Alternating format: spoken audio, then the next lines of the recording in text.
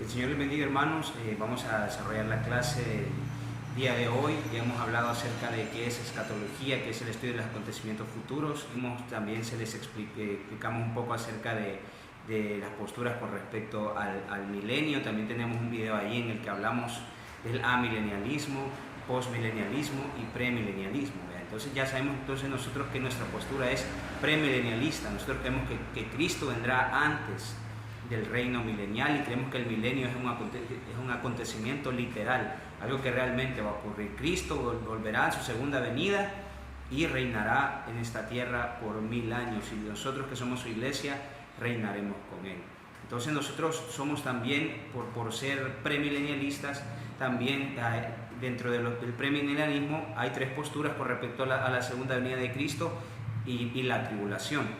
Aquellos que creemos que Cristo vendrá antes de la tribulación somos pretribulacionarios. Aquellos que creen que Cristo vendrá a la mitad de la tribulación se les llama midtribulacionarios, y a los que creen que Cristo vendrá al final de la tribulación son posttribulacionarios. En nuestro caso nosotros somos pretribulacionarios. Nosotros creemos que el arrebatamiento de la iglesia y la segunda venida de Cristo son dos eventos. De Tito 2:13 dice que nosotros tenemos la esperanza bienaventurada, que es para nosotros el arrebatamiento. Creemos que es la esperanza bienaventurada. Nuestra esperanza es ser arrebatados para ser reunidos con Cristo en las nubes, como dice Tesalonicenses capítulo 4, el versículo 15 al 18. Esa es nuestra esperanza, como dice 1 Corintios 15, 51 en adelante. Y la manifestación gloriosa de nuestro gran Dios y Salvador Jesucristo, dice Tito 2:13. Y a ese evento nosotros creemos que es la segunda venida. Después de los 7 años de tribulación, Cristo vendrá a establecer su reino milenial, y nosotros, su iglesia, que fuimos arrebatados, que fuimos a celebrar la boda del Cordero, vendremos a reinar con él. Vamos a ordenar nuestra postura escatológica. Por eso tengo esta pizarra aquí atrás, y me gustaría que ustedes tuvieran una página de papel bond donde pudiesen hacer el dibujo que yo voy a hacer. Entonces ya hablamos acerca de que la palabra escatología se deriva de la palabra estos, que significa último, y luego que significa estudio, tratado o materia. Ya hablamos acerca de que creemos que el arrebatamiento de la iglesia es aquel evento que ocurrirá antes de la tribulación, y que la segunda venida es lo que ocurrirá al final de la tribulación. Entonces, algunas diferencias del arrebatamiento y la segunda venida. En el arrebatamiento Cristo viene por sus santos, y en la segunda venida Cristo viene con sus santos. En el arrebatamiento el Señor llega hasta las nubes para recoger allá la iglesia, y en la segunda venida Cristo viene hasta la tierra. Así que vamos a hablar entonces un poco acerca de las 70 semanas de Daniel. Nosotros sabemos que estas están en el capítulo 9 del libro de Daniel, y habla de 70 semanas que Dios le describe a Daniel, que están destinadas para el trato que tiene Dios con Israel.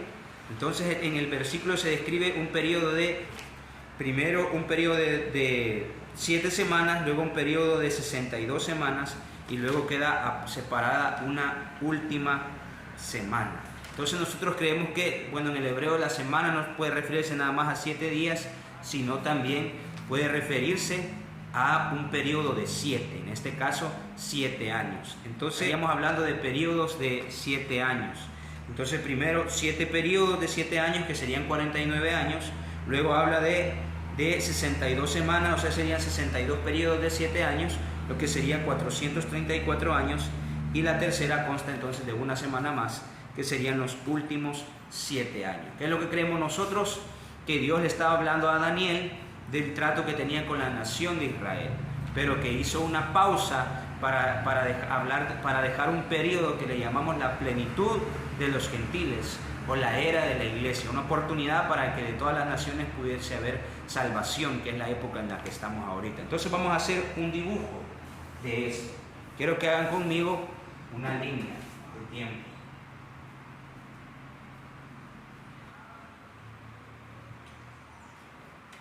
Entonces acabamos de hablar, tenemos aquí este dibujo, acabamos de hablar de 69 semanas, que dice el texto de Daniel que acabaría cuando le quitarían la vida al Mesías. Primero hablaba de un periodo de 7 semanas, y luego hablaba del periodo de que fuese dada la orden de que Jerusalén fuera restaurada, y esa orden fuera dada por Ciro, un rey Persia. Él dio esa orden, y a partir de ahí hasta la crucifixión de Cristo se cuentan las 69 semanas, o sea, los primeros 49 años, luego los siguientes 434 años para cumplir con 69 semanas. Entonces, ¿cuánto queda del plan que Dios le dio a Daniel? Una semana. Pero lo que Dios no le reveló a Daniel es que él iba a abrir un periodo para que la iglesia, porque le dice que están contadas para tu pueblo, o sea, estas 70 semanas son un plan de Dios para Israel.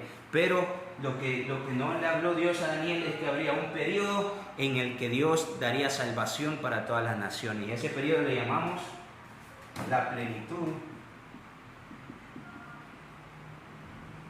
de los gentiles. O también le podemos llamar la era de la iglesia. Lo que los amilenialistas creen que es el milenio, de la era de la iglesia. Pero nosotros sabemos que existe esa era de la iglesia, que es el tiempo en el que vivimos ahora, en que la iglesia está predicando para que aquel que crea en Cristo sea salvo, pero también nosotros hacemos la diferencia. Nosotros creemos que el milenio no es esto, sino un evento literal en el que Cristo reinará por 1000 años. Entonces, ¿qué evento desataría entonces el final de la plenitud de los gentiles, de la era de la iglesia? Pues nosotros sabemos que es el arrebatamiento de la iglesia.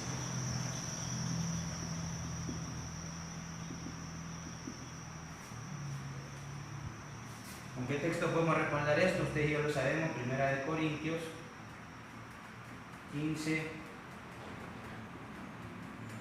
51 en adelante, y 1 Tesalonicenses 4, del 15 al 18. Entonces tenemos el final de la era de la iglesia, el final de la plenitud de los gentiles, las 69 semanas culminaron con la crucifixión del Mesías. Luego tenemos la era llamada la era de la iglesia o la plenitud de los gentiles, y esa era termina con el arrebatamiento de la iglesia. Como dijimos que eran 70 semanas las que Dios le reveló a Daniel, nos quedan entonces aquí,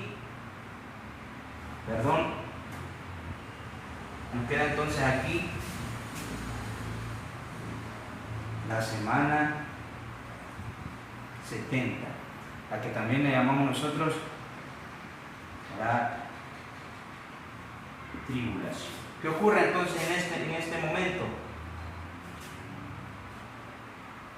En la tierra se desata la tribulación, lo que nosotros vemos en Apocalipsis, que se desatan las copas de la ira, que se desatan los rollos, y la ira de Dios, las trompetas, y la ira de Dios empieza a caer sobre la humanidad, sobre todos los seres humanos que se quedaron aquí, que no fuesen arrebatados. Recordemos que Dios es justo y que Él también se enoja en contra del pecado. Entonces este momento, estos 7 años, esta semana 70 está reservada para que Dios deje caer su ira sobre toda la humanidad.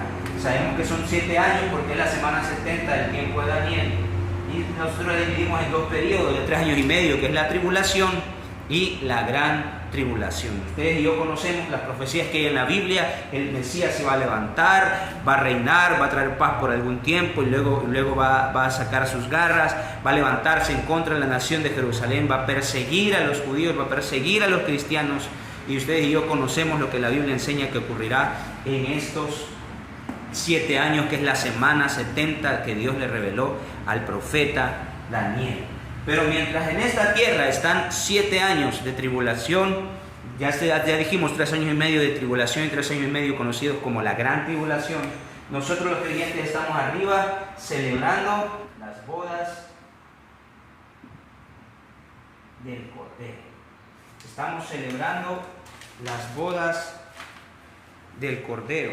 Mientras en esta tierra hay tribulación, nosotros vamos a estar celebrando las bodas del Cordero. Apocalipsis 19, del 7 al 8. Entonces, nosotros estamos celebrando las bodas del Cordero. ¿Qué más haremos nosotros en este momento? Bueno, ¿por qué también se cree que son 7 años? En el tiempo del Señor Jesús, las bodas judías duraban 7 días. Ese era el periodo que duraba una boda. Entonces vamos a la boda del Cordero en los 7 años que abajo en la tierra está ocurriendo la tribulación. Nosotros en la boda del Cordero, ¿qué más tendremos en este tiempo? El tribunal de Cristo. Podemos encontrar en 2 Corintios 5:10 y 1 Corintios 3:10. 1 Corintios 3, del 10 al 15. Entonces, mientras nosotros estamos con el Señor reunidos en los cielos, pues nos hemos reunido con Él en las nubes, que los muertos en Cristo resuciten primero y sean arrebatados, y los que estén vivos sean transformados, quiero decir, y tengan cuerpos glorificados, los que estemos vivos seremos arrebatados y transformados. Eso es lo que podemos encontrar en 1 Corintios 15 y en 1 Tesalonicenses 4, del 15 al 18. Entonces eso es lo que nos ocurre. Vamos a celebrar la boda del Cordero con el Señor y vamos al tribunal de Cristo, donde nuestras obras serán probadas para ser premiados, para ser galardonados. La palabra tribunal es la palabra en griego bima. Y esta palabra se utiliza, era el podium, el bima era el podium en el que se premiaban los Juegos Olímpicos, en los corredores olímpicos, los deportistas de aquella época eran premiados por lo que hacían. Entonces Pablo usa esta ilustración y llama a este evento el bima de Cristo, o sea, el momento en el que nos presentemos delante de Cristo, no para ser condenados, sino para que nuestras obras sean probadas y los creyentes seamos premiados. Entonces, ¿con qué evento culmina? ¿Con qué evento culmina estos 7 años? Es con la segunda venida de Cristo, lo que estábamos diciendo en Tito 2:13. Entonces, en la segunda venida de Cristo también podemos definir que se culmina la primera resurrección. Cuando la Biblia nos habla de este evento, antes de hablarnos del milenio, en Apocalipsis nos dice: bienaventurados los que tengan parte en la primera resurrección. ¿Cuándo ocurre la primera resurrección? Bueno, inicia cuando somos arrebatados y los muertos en Cristo resucitan, pero culmina en la segunda venida, porque ahí habla de que los mártires que han sido decapitados y su sangre ha sido derramada por causa del testimonio de Jesús, resucitan. Entonces, muchos argumentan que es probablemente ahí donde se resucitan los santos del Antiguo Testamento y también todos los que han muerto durante la tribulación por la causa de Cristo, aunque algunos creen que en la tribulación no habrá salvación, pero personalmente yo creo que sí habrá salvación en la tribulación. Entonces aquí culmina la primera resurrección. Todos los que son bienaventurados y forman parte de la primera resurrección, los que resucitan en el arrebatamiento y los que resucitan en la segunda venida, los que han derramado su sangre por causa del testimonio de Jesús, todos estos forman parte de la primera resurrección. Entonces, en alguno de estos momentos tienen que haber sido resucitados los santos del Antiguo Testamento. Yo comparto la idea de que es en la segunda venida cuando resucitan los que han sido decapitados por causa del testimonio de Jesús. Ahí van en cuenta los profetas, van en cuenta todos los mártires del Antiguo Testamento y los que han muerto durante la tribulación, porque dijimos que la séptima semana es parte del trato de Dios con la nación de Israel. Así que aquí culmina entonces la primera resurrección y tenemos entonces la segunda venida de Cristo. Y es ahí donde se da una batalla muy famosa que todos conocemos, que se llama la batalla de Armagedón. Tal vez no logre distinguir bien las letras de la pizarra, desde la pantalla, pero como lo he ido diciendo cuando lo escribo, entonces espero que ustedes tengan su paginita y estén escribiéndolo para que ustedes sepan en qué parte va. ¿Qué texto bíblico usamos para respaldar esto? Apocalipsis 16, 13 y 14. Tenemos la batalla de Armagedón. Ustedes saben, la Biblia dice que es como una espada aguda sale de la boca del Señor. Viene el Señor Jesús con todos sus ejércitos, venimos nosotros con Él. Una espada aguda sale de su boca y entonces ahí describe un evento muy sangriento, que la sangre llega hasta los frenos de los caballos.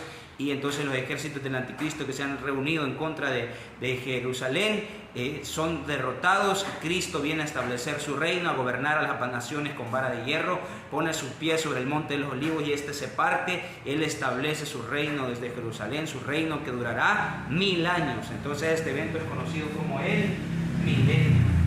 1000 años en los que Cristo reinará sobre la tierra. ¿Qué más ocurre aquí? El juicio de las naciones. Ese texto famoso que todos conocemos, que dicen: Señor, que el Señor le dice: me viste desnudo, no me diste de comer, no me diste de beber, estuve preso, no me visitaste, y le preguntan: ¿cuándo lo hicimos? Y entonces el Señor juzga a las naciones. Eso significa de los porcentajes que quedan vivos de la tribulación, porque recuerden que los eventos describen que se muera la tercera parte de las personas, la tercera parte de esto. Entonces siempre habrá un pequeño remanente que pasará con vida de la tribulación al milenio, serán juzgados y serán sobre los que reinaremos durante la iglesia y el Señor Jesucristo durante este periodo de 1000 años. Pero ¿cómo culmina esto? ¿Cómo culmina este periodo de 1000 años? Con la que conocemos como la batalla de Gog y Magog. Apocalipsis 20 del 2 al 3. Pongamos el texto. Apocalipsis 20 del 2 al 3. ¿Qué ocurre en esta batalla? Dice que Satanás, en los 1000 años Satanás es apresado, dice por 1000 años es encadenado, pero luego en los 1000 años es dado libre, y entonces él dice que engaña y a las naciones una vez más y los hace levantarse en contra del campamento de los santos, o sea, en contra de quienes lo están reinando, de la iglesia y de Cristo. Recordemos que dijimos que había gente ahí que había pasado de la tribulación hacia el milenio, y en el milenio, aunque hay longevidad, hay larga vida descrita en Isaías, la gente no tiene cuerpos glorificados como los tenemos nosotros. Y toda esta gente de las naciones que aún vive, dice que muchos de ellos son engañados y se levantan en contra del campamento de los santos. Pero la Biblia describe en Apocalipsis que desciende fuego del cielo y los consume a todos. Y también podemos unir este evento con lo que dice el apóstol Pedro, y cuando dice que los elementos ardiendo se fundirán, que estos cielos y esta tierra están destinados para el fuego. Entonces cae ese fuego del cielo, los consume y consume toda la tierra, y entonces pasamos a un nuevo evento que lo llamamos el juicio del trono blanco. Encontramos en Apocalipsis capítulo 20 del 11 al 15. Apocalipsis 20 del 11 al 15. Apocalipsis 20 del 11 al 15. Entonces, en el juicio del trono blanco, todas estas personas, ocurre la segunda resurrección. Toda la gente que murió sin Cristo, incluyendo en este evento de la batalla de Gog y Magog, y todos los que han muerto sin Cristo durante la tribulación, todos los que han muerto durante toda la historia sin Cristo, sin poner su fe en Dios, entonces se van a levantar para ser juzgados, y serán juzgados por sus obras, y se les dará la oportunidad de buscar su nombre en el libro de la vida, y no lo encontrarán. Y dice la Biblia: el que no se halló inscrito en el libro de la vida será lanzado al lago de fuego. Entonces cada uno de ellos será juzgado según sus obras, y como ningún hombre puede salvarse por obras, entonces serán condenados. Esto ocurrirá en el juicio del trono blanco al final del milenio, después de la batalla de Gog y Magog. Entonces la gente es juzgada por sus obras y es condenada, y luego de ahí pasamos a lo que conocemos entonces como la eternidad. Se acaba la era del tiempo y pasamos con el Señor a la eternidad. Y dice Apocalipsis 21 que ahí ya no habrá llanto, ni habrá muerte, ni habrá clamor, ni dolor, que no habrá necesidad de luz de sol, porque el Señor será nuestra luz y Él nos alumbrará, y Él estará con nosotros como nuestro Dios. La nueva Jerusalén descenderá del cielo como una esposa ataviada para su marido. Habitaremos en cielos nuevos y tierra nueva, porque esa es la esperanza del creyente. Entonces, hermanos, de esta manera es como resumimos los eventos escatológicos. Es la línea de tiempo con la que nosotros, como asambleas de Dios, creemos que ocurrirá como premilenialistas, como pretribulacionarios. Es así como describimos los eventos del final de los tiempos. Esta es nuestra postura y es la que me correspondía como su maestro enseñarles. Espero que este video haya sido útil para ustedes, que nos permita poder aprender, que hayan podido hacer este dibujo en una página de papel bond, y ustedes también puedan usarlo para enseñarle. Yo sé que quizás ya lo han hecho, pero puedan usarlo para enseñarle esto a otras personas. Así que gracias, hermanos, por su atención. Que el Señor les bendiga.